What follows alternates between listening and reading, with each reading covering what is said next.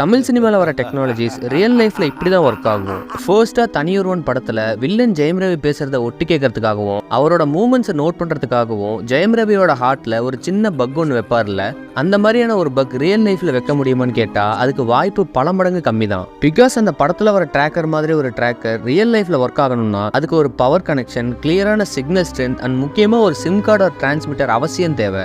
And இந்த படத்துல காமிக்கிற மாதிரி நீங்க பக்கை தூக்கிட்டு போய் ஹார்ட்ல வச்சீங்கன்னா மசில்ஸே அதுக்கு வர சிக்னல்ஸை பிளாக் பண்ணிடும். அவங்க பேசுறது ஏதோ BSNL சிம் யூஸ் பண்ணி பேசுற மாதிரி கேட்கும். ஸோ இந்த டெக்னிக் மாதிரி ரியல் டைம்ல ஒருத்தரை ஸ்பை பண்ண முடியுமான்னு கேட்டா பிராக்டிகலி இம்பாசிபிள் தான். இருமுகன் படத்துல உங்களுக்கு அபாரமான சக்தி தேவைன்னா இந்த மருந்தை நம்ம வாயில் அடிச்சுக்கிட்டா 5 நிமிஷத்துக்கு அசுரனா மாறிடுவோன்ற மாதிரி ஒரு ட்ரக்கை காமிச்சிருப்பாங்க.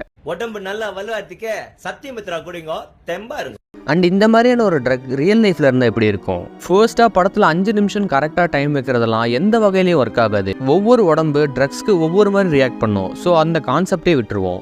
ஹைப்போதெட்டிக்கலி இந்த மாதிரியான ஒரு ட்ரக்கை கண்டுபிடிச்சி அதை ஒரு மனுஷங்களுக்குள்ள செலுத்தினாலும் அது நம்ம பாடியில பல காம்ப்ளிகேஷன்ஸை ஏற்படுத்தும். Brain damage, heart attack, liver ஃபெயிலியர்னு. ஸோ ரியாலிட்டியில இந்த மாதிரி ஒரு ட்ரக்குக்கு வாய்ப்பே கிடையாது. மேபி ஃபியூச்சர்ல வேணா வரலாம்.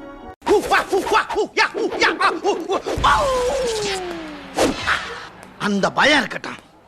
வா சுருதி.